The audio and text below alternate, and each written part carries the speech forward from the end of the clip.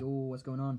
Okay, so I've just recorded my Premier League all-time 11 video, and this time I am going to go for my Premier League modern 11. There are 5 Liverpool players in it this time because I feel like they've had the best squad over at least the last 3 or 4 years or so. And there are 2 players that made it into my all-time 11 that made it into my Premier League 11, and it won't take a genius to work them out, but if you don't know, then I'll go for it anyway.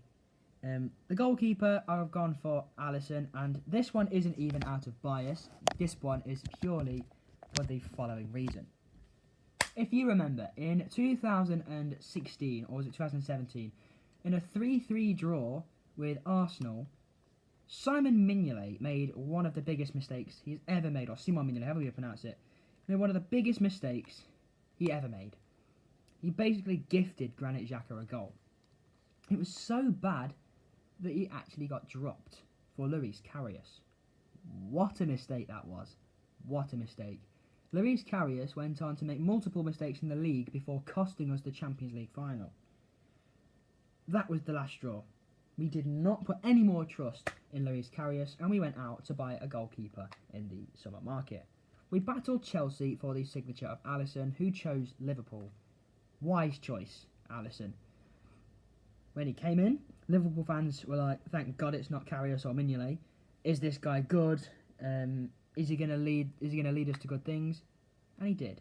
In his first season with Liverpool, he became a Champions League winner. In his second season with Liverpool, he became a Premier League champion. Could we have done it without Alisson? Absolutely not.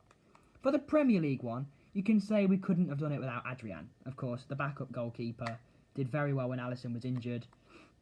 Of course, Alisson has been a bit injury prone since the first season when he didn't get injured and played every single game in the season. But when he has played, you can see why we miss him when he's not playing. Of course, now we've promoted Caoimhin Kelleher to our backup position.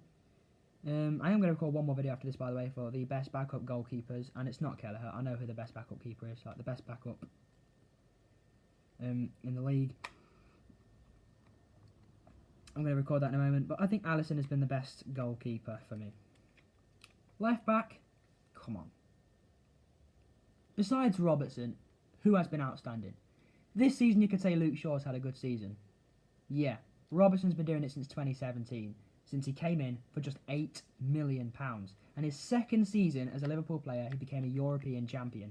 Third season, Premier League champion. And now he's been so good that he's been made the Scotland captain. Tell me that is not an amazing left back. He was being considered by me for best left back of all time in the Premier League. Of course, I decided to not go bias. I went for Ashley Cole instead. But there has been no other left back in the league that has been as consistent for the last 4 years or so as Andy Robertson. Yeah, like I said, there have been left backs that have played well. This season, Luke Shaw. Last season, Benjamin Mendy when he was playing. This season, Chilwell started well as well at Chelsea. But Robertson, for me, has been the best left back since his arrival. Ever since he took over Alberto Moreno. Now, the centre-back pairing, I've gone for Virgil van Dijk and Ruben Dias. If you look at Manchester City's defensive record from last season compared to this season, you'll see just what a difference Ruben Dias has made. What an impact. What an impact Ruben Dias has made. You can't really see this season how Liverpool are struggling without Virgil van Dijk, because even though our attack has been absolutely dire, with the exception of occasionally Mohamed Salah, the defence has been brilliant. Henderson's played there, Nat Phillips, Fabinho, Joe Gomez before he got injured, Matip, Reece Williams, and now we've got Kabak and Davies coming in as well. But we are missing the aerial threat of Virgil van Dijk, and you can see when he plays just how much we are actually missing him in terms of threat from corners and stuff like that. I would have felt a lot safer against Brighton if Van Dijk was on the field because he's actually got height. That is why I think that Van Dijk and Matip, if Matip wasn't so injury prone, could be an amazing defensive partnership because they're both giants. But Van Dijk is still the best centre-half in the league and one of, if not the best centre-halves in the world. I still think it's very close between Van Dijk and Ramos. They are still the best centre-halves in the world at the moment. Although I know Van Dijk's out for the rest of the season, but when he comes back, what a bonus that's going to be. The best right back of the modern era, I haven't actually gone for Trent Alexander-Arnold. I've gone for this one based off performance this season, and he's not even been playing at right back. I've gone for João Cancelo. I think that he's provided cover on both fullback positions this season, and whenever he's been selected, he's been up to the task. That is why I've gone for João Cancelo over the likes of Kyle Walker, Wan-Bissaka, Alexander-Arnold, Reece James, Azpilicueta, etc. Now, the CDMs, one of them isn't actually a CDM, but he's been playing there, and that is Paul Pogba. I think that when he has played for Manchester United, you can see just what an impact he's having on that midfield and how much United cannot afford to let him go. I know Pogba's expressed his interest to leave the club, but you can see how much of an impact he makes. And he doesn't exactly score tap-ins, does he? When Pogba scores, it's usually a banger, like the one against West Ham. And the other defensive mid, it was close between Fabinho and Kante. I went for Fabinho. Because he's proven that he can not only do it at a CDM position, but he can also do it at centre-half as well. Defensively, Fabinho is the best player in the league. As a midfielder, of course. I was also considering Jordan Henderson, but because this is a defensive mid-position and Henderson likes to get forward, especially nowadays, I went for Fabinho instead because he's more defensive-minded.